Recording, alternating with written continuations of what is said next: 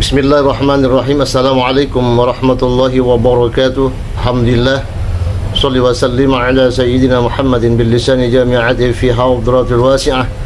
Salatan tamuddu biha jismi min jismihi wa qalbi min qalbihi wa ruhi min ruhihi wa sirri min sirrihi wa ilmi min ilmihi wa amali min amalihi wa khuluqi min khuluqihi wa wijhati min wijhatihi wa niyati min niyatihi wa qasdi min qasdihi wa ta'udu barakatuhu alayya wa ala awladi wa ala ashabi wa ala ahli asri ya nur ya nur ya nur ij'alni nuran biaqin nur. Alhamdulillah, sahabatku dimanapun kalian berada,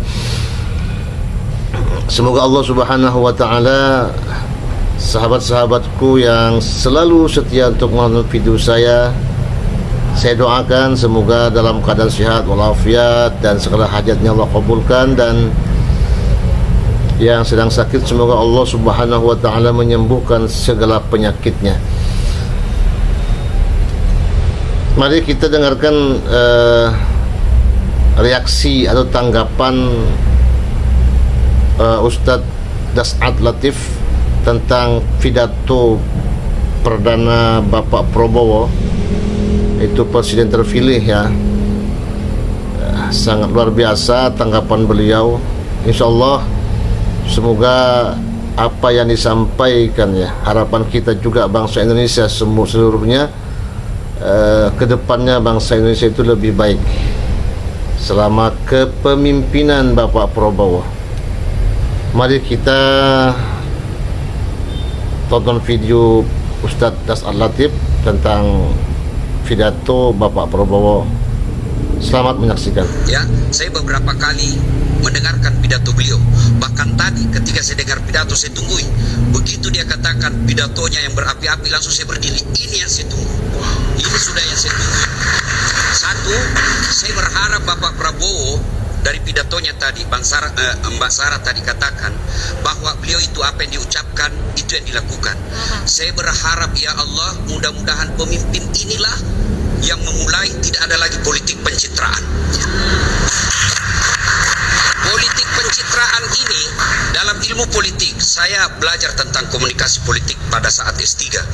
Politik pencitraan itu wajar dalam dunia politik, tapi bagi orang beragama pencitraan itu kemunafikan, dan tidak ada yang abadi dengan kemunafikan.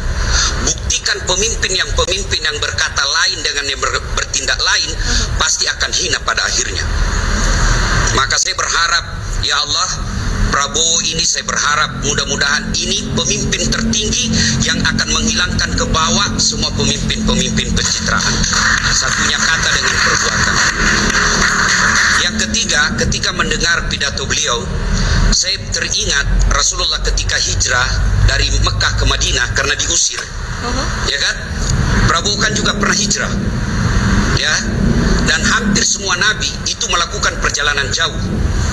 Rasulullah melakukan perjalanan jauh dari Mekah ke Syam, yang kita kenal dengan Syria sekarang. Ibrahim alaihissalam melakukan perjalanan jauh dari Syam ke Mekah. Itu pesannya, kalau mau jadi pemimpin harus punya wawasan yang luas. Tidak boleh menjadi katak dalam tempurung. Harus baca perkembangan dunia, dan Bapak Prabowo bisa dilihat pergaulan internasionalnya dengan pandainya berbahasa dengan beberapa bahasa. Nah, ketika saya dengar pidatonya, inilah yang Nabi katakan ketika beliau hijrah ke Madinah. Satu, utlubul ilma, tuntut ilmu pengetahuan. Yang kedua kata Nabi pada saat itu, ahsin kalamaka, haluskan tutur katamu. Negara kita ini sudah kehilangan tutur kata yang baik. Memaki kita boleh tidak setuju, tapi jangan memaki. Coba ketika kita berjamaah, imam boleh diprotes, imam boleh ketika dia salah, kita tidak boleh ikuti yang salah, tapi ada aturan mainnya. Ketika imam mestinya ruku, dia sujud, saya harus luruskan, tapi tidak semua harus teriak. Ada aturan mainnya. Imamnya di sini, yang belakang sebelah kanan itu harus ngomong. Siapa kalau dalam struktur negara, anggota DPR, jangan kau diam. Caranya menegur kalau berjamaah, tidak dikatakan, "Oh imam salah kau." Tidak dipukul pantatnya, "Oh imam keliru kau." Tidak. Tapi apa yang diucapkan? Subhanallah, Maha suci Allah. Itu pendidikan moral dari agama. Pendidikan dalam berjamaah. Kalau salah imammu, jangan kau ikuti, tegur, tetapi dengan tetap adalah ahsin kalamak, tuturkan tutur katamu yang baik. Itulah Nabi mengajarkan kepada kita, ya Rasul, untuk apa kau diutus ke muka bumi ini? Mencerdaskan kumpulan bangsa, bukan itu saja. Tapi apa kata Nabi? Liutammimal makarimil akhlak, memperbaiki akhlak manusia. Dan saya berharap kepada para politisi, jangan ajarkan rakyat kita ini bertutur kata yang kasar, bertutur kata yang tidak etis. Karena anak-anak kita sekarang belajar dari politisi, belajar dari tokoh-tokoh. Maka kita berharap tunjukkanlah tutur kata yang baik. Dan saya berharap Bapak Prabowo memulai dari Bapak Prabowo. Kemudian setelah lihat pidato, andai saja saya boleh, mudah-mudahan Mbak Sarah bisa sampaikan ke beliau, itu Rasulullah pernah mengingatkan, kalau mau tegak ini negara ada 4 hal yang harus diperhatikan. Kalau kita masih percaya agama, dan itu tidak ada pilihan, kita harus percaya agama. Kenapa? Kita sudah bikin ikrar Pancasila. Sila pertama ketuhanan yang Maha Esa. Betul kita bukan negara Islam, tapi kita bikin deklarasi kita negara yang percaya kepada ketuhanan yang Maha Esa. Lalu agama mengajarkan sebagai orang Islam, sebagai pendakwah, satu kata Nabi, kalau mau tegak ini negara, adilnya para pemimpin. Adil itu tidak bisa dipisahkan dengan penerakan hukum. Adil itu bukan lisan, tapi adil itu adalah penegakan hukum.